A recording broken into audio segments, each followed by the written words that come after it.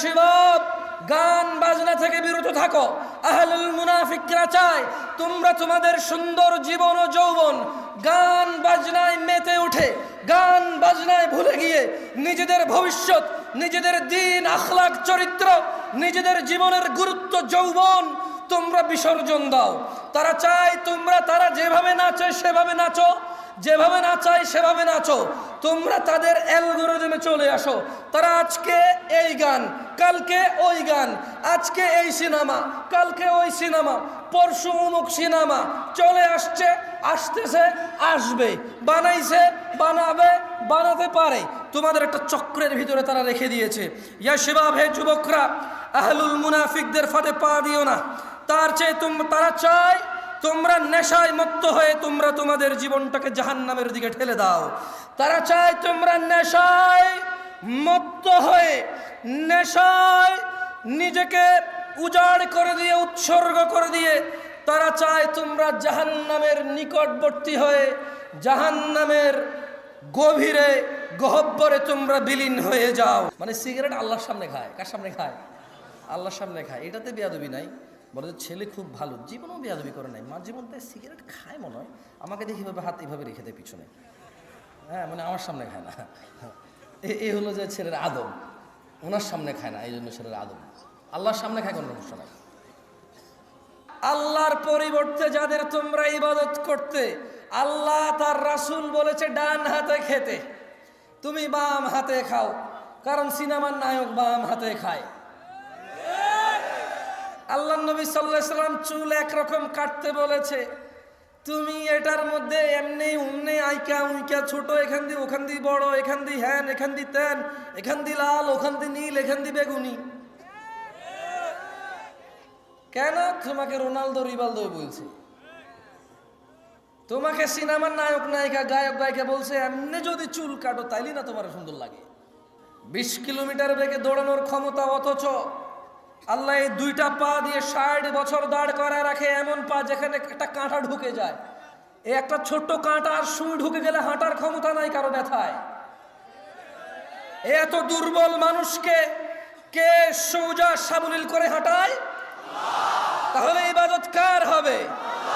উনি সালাতে ডাকলে ঘুমায় থাকার ক্ষমতা ওনার বান্দাদের আছে। যারা ঘুমিয়ে থাকে তারা কি কৃতজ্ঞ নাকি অকৃতজ্ঞ?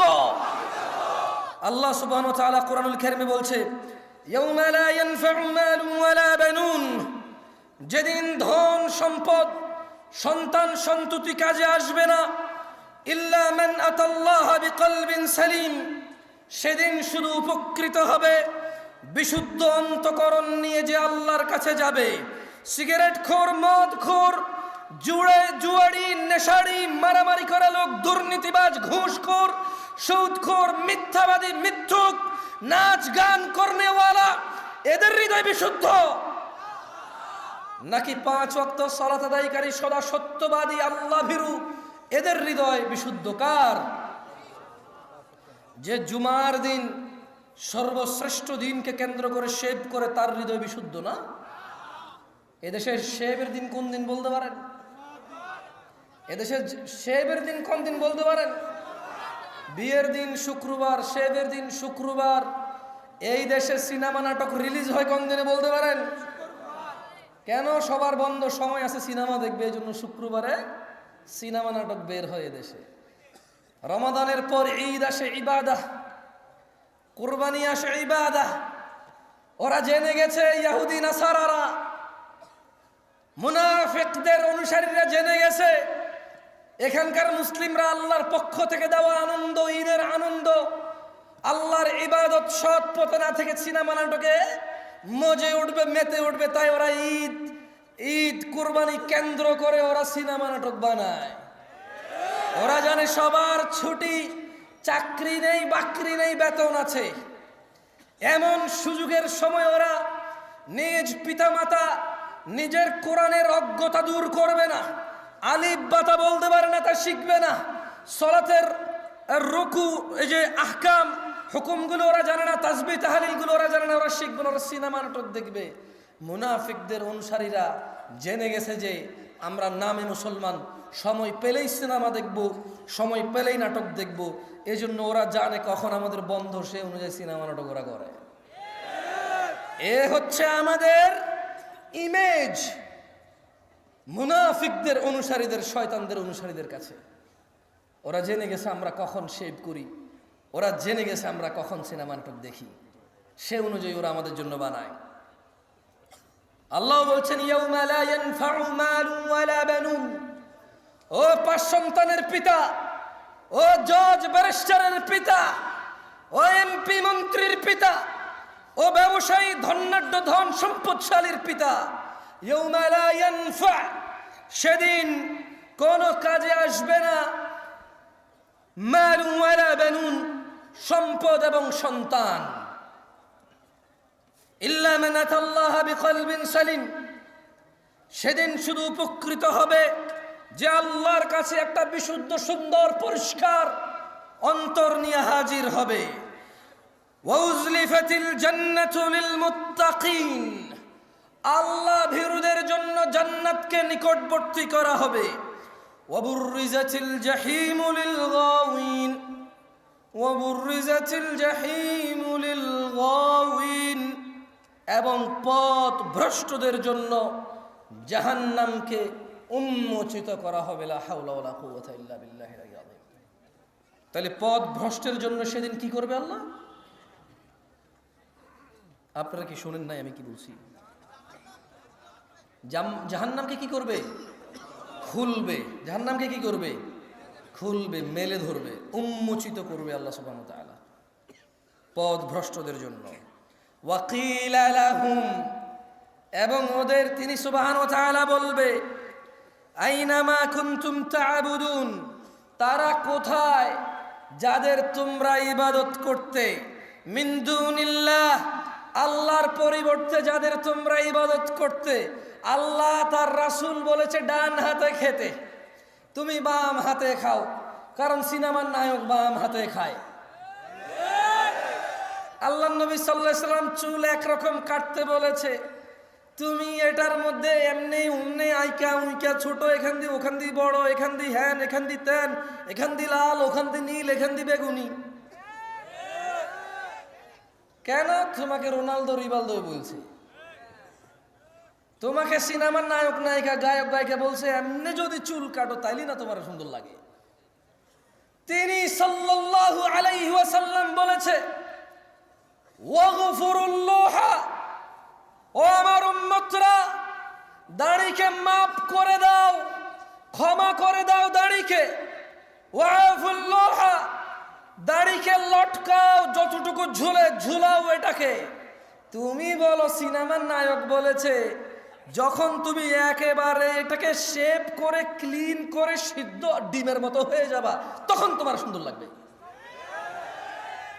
ভাই তোমারা কেমন লাগে জানি না, আমি ব্যঙ্গ করে বলছি না। বহু মানুষ দেখছি দাড়ি আছে, এরপরে শেভ করার পরে মনে হয় যেন ডিম ছুলে ফেলছে, এরকম লাগে, আলু ছুলে ফেলছে এরকম লাগে। আমি ব্যঙ্গ করে বলছি না, বললাম আমার এরকম লাগে না। আর কি আমার হয়তো এটা আমার প্রবলেম, হয়তো আমার হীন মন মানসিকতা, হয়তো আমার ছোট নিচ মন মানসিকতা।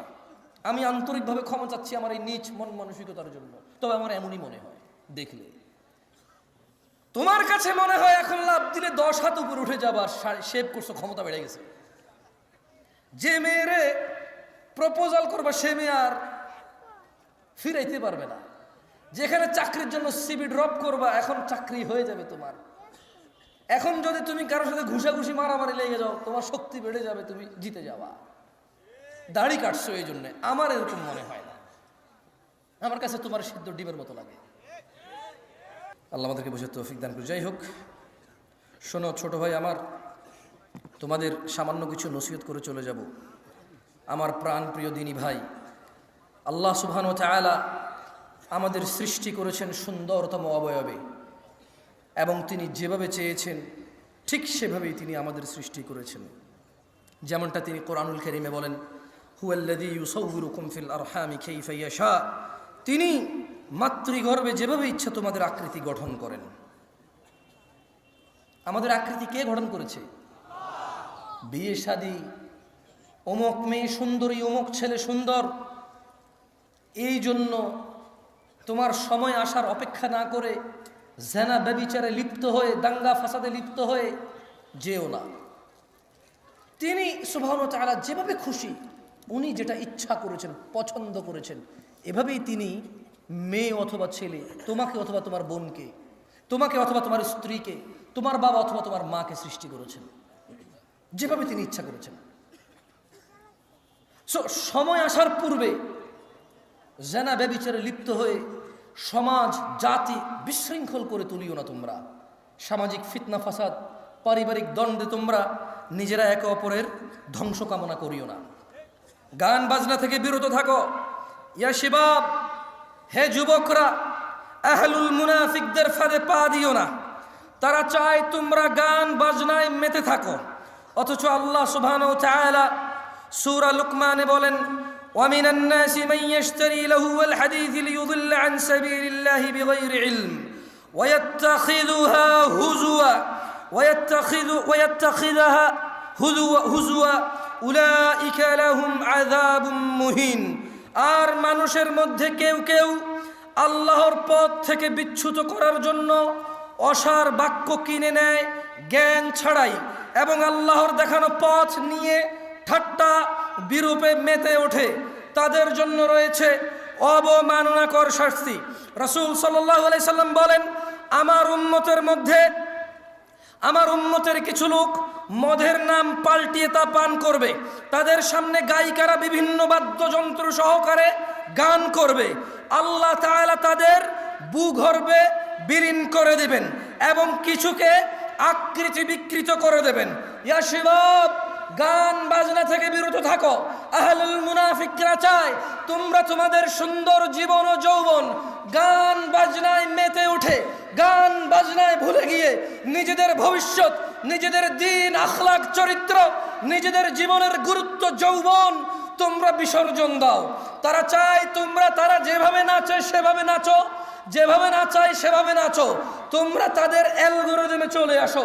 তারা আজকে এই গান, কালকে ওই গান, আজকে এই সিনেমা, কালকে ওই সিনেমা, পরশু অমুক সিনেমা চলে আসছে, আসতেছে, আসবে, বানাইছে, বানাবে, বানাতে পারে।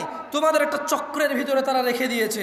ইয়া শিবাব, হে যুবকরা, আহলুল মুনাফিকদের ফাঁদে পা দিও না। তার চেয়ে তারা চায় তোমরা নেশায় মত্ত হয়ে তোমরা তোমাদের জীবনটাকে জাহান্নামের দিকে ঠেলে দাও। তারা চায় তোমরা নেশায় মত্ত হয়ে, নেশায় নিজেকে উজাড় করে দিয়ে, উৎসর্গ করে দিয়ে তারা চায় তোমরা জাহান্নামের নিকটবর্তী হয়ে, জাহান্নামের গভীরে গহ্বরে তোমরা বিলীন হয়ে যাও।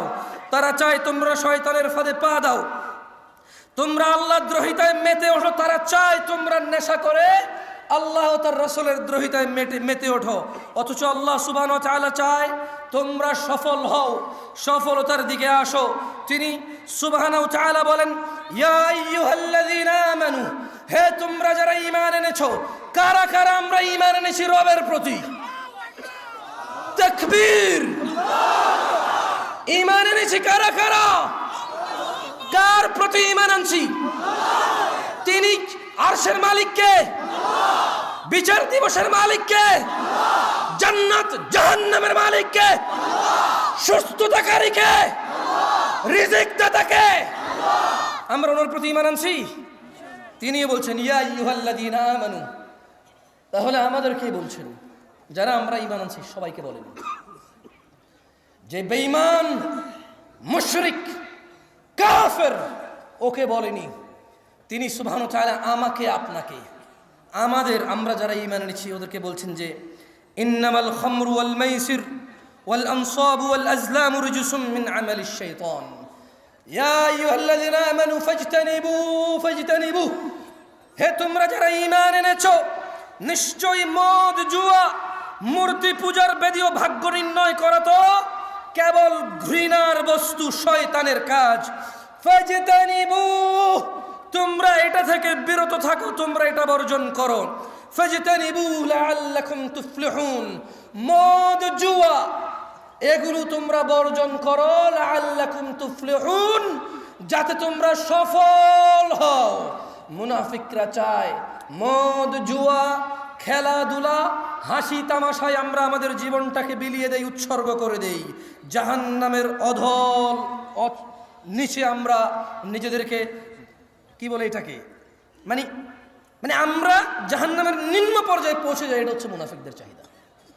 গান বাজনা নেশা জুয়া এগুলো দিয়ে আমাদের কি করবে? মোবাইলে জুয়া খেলা যায় কিনা? এখন খেলা তোমরা কেউ কে হ্যাঁ বলছো মনে হয়। রাসূল সাল্লাল্লাহু আলাইহি সাল্লাম বলেছেন, আমার উম্মতের মধ্যে এমন অনেক সম্প্রদায় হবে। কি হবে? একটু আমার সাথে বলিয়েন। রাসূল সাল্লাল্লাহু আলাইহি সাল্লাম বলেছে, আমার উম্মতের মধ্যে অনেক সম্প্রদায় হবে। কি হবে? যারা জিনা, ব্যভিচার, রেশমি কাপড় ব্যবহার, মদ পান ও গান বাদ্যকে হালাল করে নেবে। মদ, জুয়া, কি মদ, জুয়া এবং জিনা, ব্যভিচার, বলেন জিনা, ব্যভিচার, এগুলোকে হালাল করে নেবে। যেমন আজকের দিনে কোনো ছেলে যদি পার্কে, আজকের দিনে কোনো মেয়ে ছেলে যদি পার্কে হাত ধরে হাঁটে, ওরা কি এটাকে জিনা মনে করে? আজকের দিনে কোনো ছেলে মেয়ে বিবাহ করেনি, ভিডিও কলে কথা বলে, ওরা কি এটাকে জিনা মনে করে? ওরা ভাবে আমরা তো উলঙ্গ হইনি, আমরা তো দুইজন উলঙ্গ হইনি, দুইজন আমরা কোনো গোপন সম্পর্কে জড়িত হইনি। ওরা মনে করে শুধু দৈহিক মিলনই হচ্ছে জিনা, এর বাহিরে আর জিনা নাই, এটা ওরা বলে। এই জন্য আপনি দেখবেন কিছু ছেলে প্রশ্ন করবে, হুজুরদের কাছে করে। আমি তো আসলে বড় আলেম না, অনেক আলেমের কাছে প্রশ্ন যায় যে আমি আর হারাম করতে ইচ্ছুক নই, আমি হারামকে হালাল করতে চাই। ও কি করতে চায়?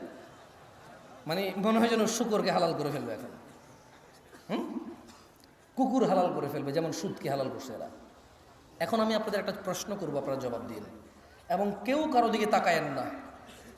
এটা দুষ্টামির কিছু না, এটা আফসোসের কিছু, এটা লজ্জাস্কর কিছু। এটা মানে মাথা নত হয়ে নাকে খত দেওয়ার চাইতে বেশি লজ্জাস্কর কিছু আমি জিজ্ঞেস করবো। এটা আফসোস, আফসোসের কিছু, হাসি তামাশার কিছু হবে না। তবে আমি অনুরোধ করবো, কেউ কারো দিকে তাকাবেন না, কেউ কারো দিকে ক্যামেরা করবেন না, সত্যি করে জবাব দিবেন। আমি শুধু ইসলাহের জন্য জিজ্ঞেস করতেছি, যারা যারা আজকে ঈশান নামাজ পড়েন নাই এখনো, রাতের বাজে 11:30, যারা যারা আজকে ঈশান নামাজ এখনো পড়েন নাই, তারা হাত তোলেন। কেউ কারো দিকে তাকায়েন না, কেউ কারো দিকে তাকায়েন না, সবাই নিচের দিকে, নিচের দিকে তাকান, নামান। ওয়াল্লাহি যা আমি দেখছি,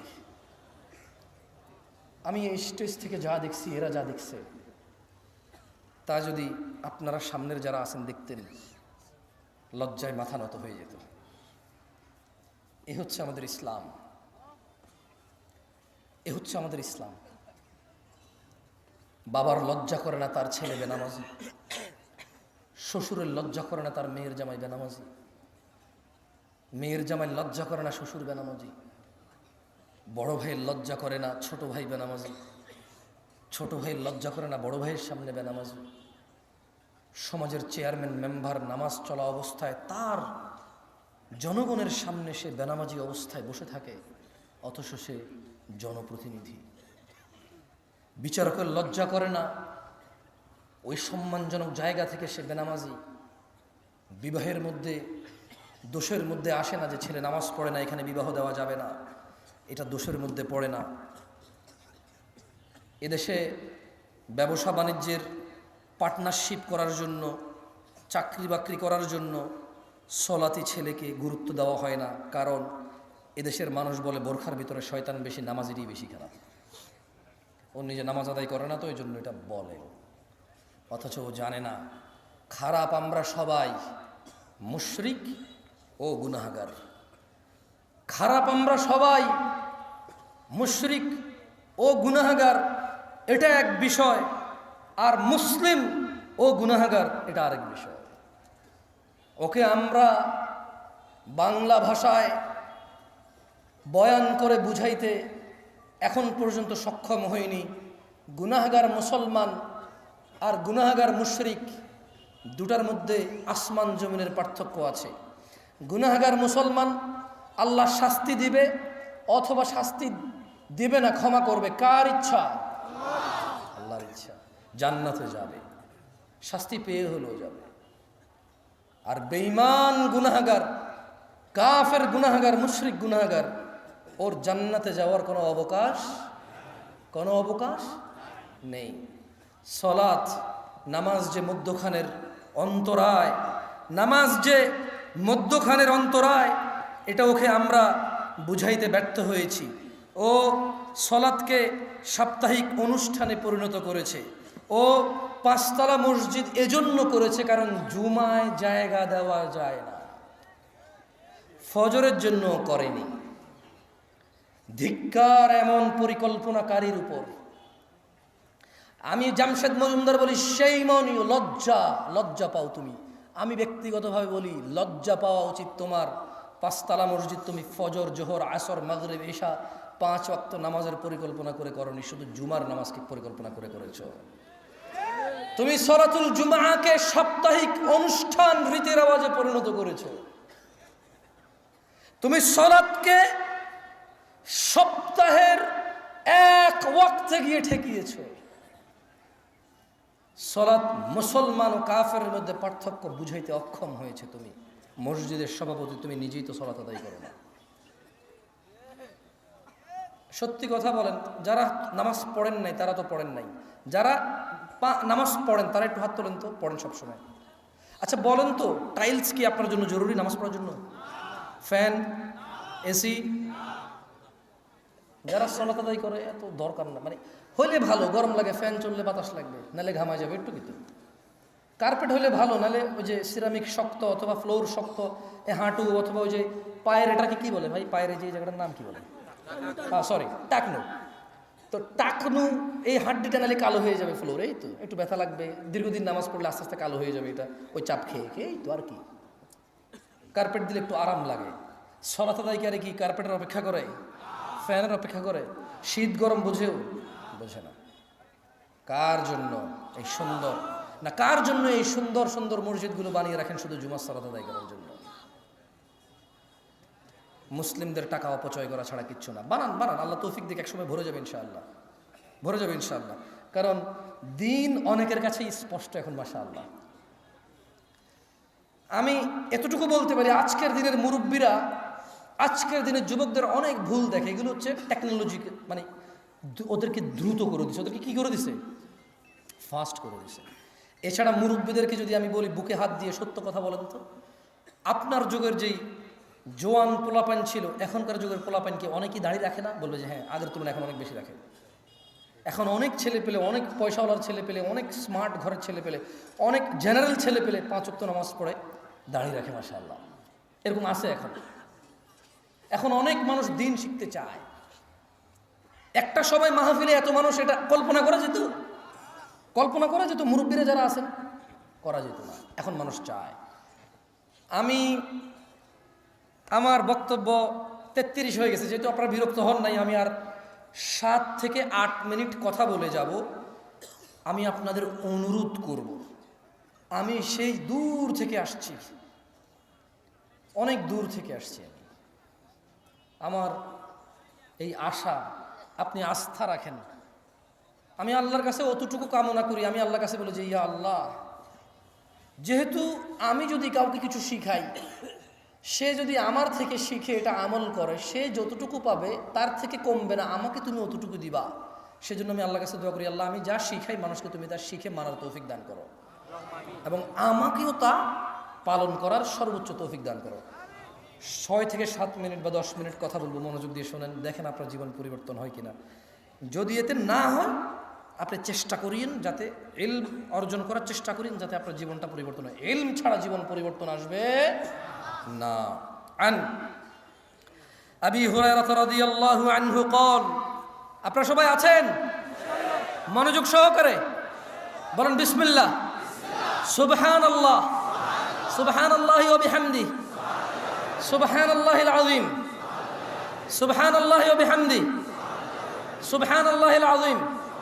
বলেন আল্লাহুম্মা সাল্লি আলা মুহাম্মদ ওয়া আলা আলি মুহাম্মদ কামা সাল্লাইতা আলা ইব্রাহিম ওয়া আলা আলি ইব্রাহিম ইন্নাকা হামিদুম মাজিদ। আল্লাহুম্মা বারিক আলা মুহাম্মদ وعلى آل محمد كما باركت على إبراهيم وعلى آل إبراهيم إنك حميد مجيد। দেখেন আপনাকে কি দিতে পারবো ভাই আমি জানি না, তবে এতটুকু বলি, আল্লাহ নবী সাল্লাল্লাহু আলাইহি ওয়াসাল্লাম বলেছে সুবহানাল্লাহ একবার পড়লে আসমান জমিনের খালি জায়গা নেকিতে পূর্ণ হয়ে যায়। সো আপনি এটা বলছেন আলহামদুলিল্লাহ। এরপর বলছে আলহামদুলিল্লাহ তামলাউল মিজান, আলহামদুলিল্লাহ বললে কিয়ামতের মাঠে যে পাল্লা হবে, মাপবে, গুনাহ এবং নেকি মাপবে। আলহামদুলিল্লাহ তামলাউল মিজান, আলহামদুলিল্লাহ শব্দটা বললে মিজান ভারী হয়ে যায়। সো এই জন্য আলহামদুলিল্লাহ বলাইছি, সুবহানাল্লাহ বলাইছি। ওই জিকির করাই নাই আর কি, শিখাইছি। জিকির করে নাই, বলো লা ইলাহা, এগুলো করে না, ওটা করি নাই আর কি, শিখাই দিছি যে সুবহানাল্লাহ বলিয়েন আসমান জমিনের খালি জায়গা পূর্ণ হবে নাকি দিয়ে। এবং ওই যে দুরূদ যদি কেউ একবার পড়ে, কয়বার? 10 বার রহমত নাজিল হবে। কয়বার? সরি, 10টা রহমত। কয়টা? 10টা গুনাহ ক্ষমা হবে, মর্যাদা বৃদ্ধি হবে। তো যদি আজকের মাহফিল থেকে যে বলেন যে কি পাইছি, আমি ভাই আপনাকে মুসলমান থাকার মিনিমাম উপায় বলবো, মানে এরপরে আপনি আর মুসলমান না, এরপরে আপনি আর মুমিন না, এটা মিনিমাম। এটা কি আমি এখন যেটা বলবো এটা হচ্ছে মানে মুসলমান আর কাফের, মুনাফিক আর মুসলমান, মুশরিক আর মুসলমানের মধ্যে পার্থক্যটা দিয়ে যাব আপনাকে। এবার আপনি সিদ্ধান্ত নেবেন আপনি কি মুসলমান হয়ে থাকবেন, মুমিন হয়ে থাকবেন, মুত্তাকি হয়ে থাকবেন, নাকি কাফের মুনাফিক মুশরিক হয়ে পৃথিবী থেকে বিদায় নেবেন। সিদ্ধান্ত কার? আপনাদের। যাই হোক, আন আবি হুরায়রা রাদিয়াল্লাহু আনহু, আবু হুরায়রা রাদিয়াল্লাহু আনহু থেকে বর্ণিত, তিনি বলেন রাসূল সাল্লাল্লাহু আলাইহি সাল্লাম বলেছেন, আমার সাথে একটু বলেন তো, কুল্লু উম্মতি ইয়াদখুলুনাল জান্নাহ। মুখ কি শক্ত হয়ে যাচ্ছে? বলেন আমার সাথে, কুল্লু উম্মতি ইয়াদখুলুনাল জান্নাহ, আমার সমস্ত উম্মত জান্নাতে যাবে। কে বলেছে? রাসূলুল্লাহ। কে বলেছে? সাল্লাল্লাহু আলাইহি ওয়াসাল্লাম। তিনি বলেছেন ইল্লা মান আবা, শুধু আবা জান্নাতে যাবে না। ক্বালু, সাহাবারা বলল, ওয়ামান ইয়াবা ইয়া রাসূলুল্লাহ, কে আবা ইয়া রাসূলুল্লাহ সাল্লাল্লাহু আলাইহি ওয়াসাল্লাম। তিনি সাল্লাল্লাহু আলাইহি ওয়াসাল্লাম বললেন, মান আতাআনি, যেই ব্যক্তি মুহাম্মদ সাল্লাল্লাহু আলাইহি সাল্লামের অনুসরণ করে, দাখালাল জান্নাহ, সে জান্নাতে যাবে। ওয়ামান আসানি, আর যে ইবাদতের ক্ষেত্রে নেকির জন্য, কল্যাণের জন্য, মুক্তির জন্য কোন ইবাদত করে অথচ আল্লাহর নবীর পক্ষ থেকে সাব্যস্ত নয়, সেই হচ্ছে আবা, সেই জান্নাতে যাবে না। আপনি সালাত শেষে দোয়া করবেন, মুনাজাত করবেন, এটা আপনার আর আপনার রবের সর্বোচ্চ আপনার নিরাপত্তা, যে আপনি কার কাছে হাত তুলেছেন, কার কাছে দিবে কে, কবুল করবে কে, কার কাছে চাইবেন, চাওয়া উচিত কার কাছে। তাহলে আপনি নামাজ শেষে হাত তুলবেন কার কাছে? কিন্তু আপনি একা তুলবেন নাকি আপনি ইমাম সাহেব সবাইকে নিয়ে সম্মিলিতভাবে তুলবেন? আর ভাই জবাব জিজ্ঞেস করতেছি না ভাই, শোনেন, আমি জিজ্ঞেস করবো, ভেজাল লাগাই না ভাই, এমনিতে ভেজালের শেষ নাই। কি বলি আগে দেখেন, আগে কি বলি দেখেন। আমি আগেই বলছি, আপনি কিছু বললে যায় আসে না, আমি বলতে উঠছি তো। আমি যখন আপনার থেকে বলানো লাগবো আমি নিজে আপনার বলে বলাবো ইনশাআল্লাহ। কেমন? একটু নিরাপত্তার বোঝেন ভাই, যাইতে হইব তো নিরাপত্তা, বুঝছেন? কোনি কি যদি আবার বোঝেন না, মায়ের খাবো নাকি এখন ভাই? অদ্দুর মানে সাহস এখন আমার হয় না যে মায়ের খাবো আর বলবো না, দরকার নাই ভাই, বাইসে থাকলে বহুত কথা কইতে পারবো ইনশাআল্লাহ, বোঝেন নাই? তো আমি ইমাম সাহেবকে বলবো, ইমাম সাহেব, আমি এলাকার মান্যগণ্য মানুষকে বলবো, মান্যগণ্য সাহেব, আমি এলাকার দিন প্রিয়, ইসলাম প্রিয় ভাইকে বলবো, ভাই সলা ইবাদা, দোয়া ইবাদা। সলাৎ শেষে আপনি নিজে দোয়া করবেন নাকি সবাইকে নিয়ে দোয়া করবেন, এটা হাদিস থেকে সলভ করেন, এটা আমি অনুরোধ করব।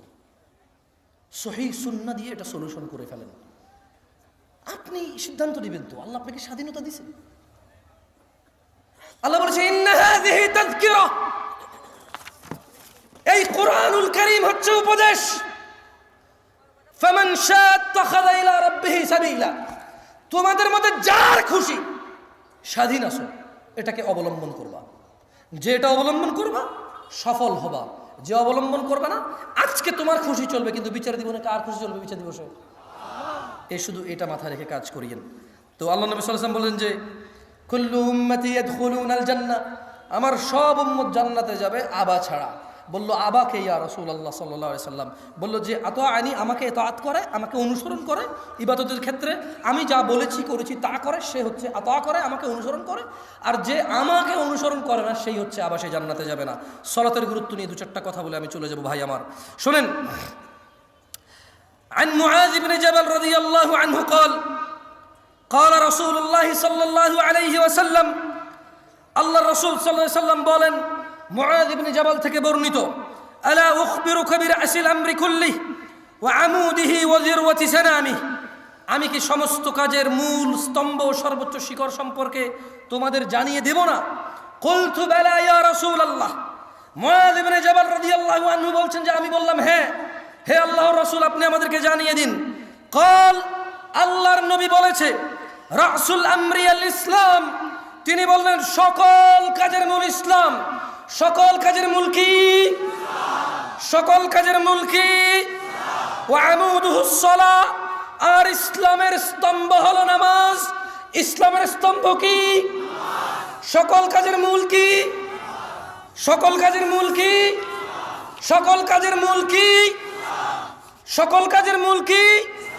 ইসলামের স্তম্ভ কি? ইসলামের স্তম্ভ কি?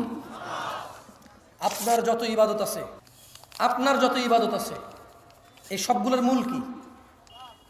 ইসলাম। সকল কাজের মূল কি? সকল কাজের মূল কি? এই এত বড়, ওকে কেমন? ওয়া আমুদুহুস সালাহ, আর ইসলামের স্তম্ভ কি? ইসলামের স্তম্ভ কি? আপনি মুসলমান হইতে হলে খুঁটি লাগবে। ইসলামের খুঁটি কি? সালাহ। আল্লাহ সুবহানাহু ওয়া তাআলা আমাদেরকে বুঝার তৌফিক দান করুন। ভাই আমার, আন সাঈদ ইবনুল মুসাইয়্যিব রাদিয়াল্লাহু আনহু থেকে বর্ণিত, না না কথা বলিয়েন না প্লিজ, একটা হাদিস প্লিজ কথা বলিয়েন না। এইটা মানে আমি যে এতক্ষণ বলছি যে মুনাফিক মুশরিক হয়ে মরবেন নাকি মুসলমান হয়ে মরবেন, এই হাদিস থেকে বলছি আমি আসলে। যে সাঈদ ইবনুল মুসাইয়্যিব রাদিয়াল্লাহু আনহু থেকে বর্ণিত, তিনি বলেন আল্লাহর নবী সাল্লাল্লাহু আলাইহি সাল্লাম বলছে যে বাইনানা ওয়া বাইনাল মুনাফিকিন, আমাদের মুসলমানদের, আমাদের মুমিনদের, আমি আর আমার উম্মতের মধ্যে পার্থক্য হচ্ছে, আমি একটু ব্যাখ্যা করে বললাম আর কি, এভাবে উনি বলেন, উনি বলেছে যে বাইনানা আমাদের, ওয়া বাইনাল মুনাফিকিন, মুনাফিকদের মধ্যে পার্থক্য হচ্ছে শুহুদুল ইশা ওয়াস সুবহ, ঈশার নামাজ আর ফজরের নামাজ উপস্থিত হওয়া। মুনাফিকরা উপস্থিত হইতে পারে না। যাই হোক, আজকের দিনের শেষ হাদিসটা আমার সাথে পড়ে আমরা চলে যাব, কেমন? এটা শেষ হাদিস, পড়বেন? পড়বেন, যত শক্তি আছে শরীরে এটা দিয়ে পড়েন যাতে মনে থাকে। বলেন আমার সাথে, বলেন আন জাবির রাদিয়াল্লাহু আনহু। উঠে দাঁড়ান, সবাই উঠে দাঁড়ান, দাঁড়ায় পড়েন এটা, কারণ ওয়াজ শেষ। দাঁড়ান দাঁড়ান, ভাই হয়েছে, ভাই হয়েছে হয়েছে। পুলিশ একজন এসে গুলি করে দুইটা আঠি দিয়ে বাড়ি দিলে কই দৌড়াবেন? ওকে ওকে, এবার বলেন আন, জোরে আন জাবির রাদিয়াল্লাহু আনহু, জাবির রাদিয়াল্লাহু আনহু থেকে বর্ণিত, তিনি বলেন আল্লাহর রাসূল সাল্লাল্লাহু আলাইহি সাল্লাম বলেছেন বাইনাল আবিদি, বাইনাল আবিদি, সবাই হাত রাখুন, বাইনাল আবিদি, বাইনাল আবিদি ওয়া বাইনাল কুফরি, বাইনাল আবিদি ওয়া বাইনাল কুফরি তারকুস সালাহ, বান্দা এবং কুফরের মধ্যে পার্থক্য হচ্ছে তারকুস সালাহ, নামাজ ছেড়ে দেওয়া। যে নামাজ পরিপূর্ণ ছাড়ে সে কুফরিতে নিমজ্জিত হয়। أقول قولي هذا واستغفر الله لي ولسائر المؤمنين فاستغفروا إنه هو الغفور الرحيم. سبحانك اللهم وبحمدك أشهد أن لا إله إلا أنت أستغفرك وأتوب إليك. السلام عليكم ورحمة الله وبركاته.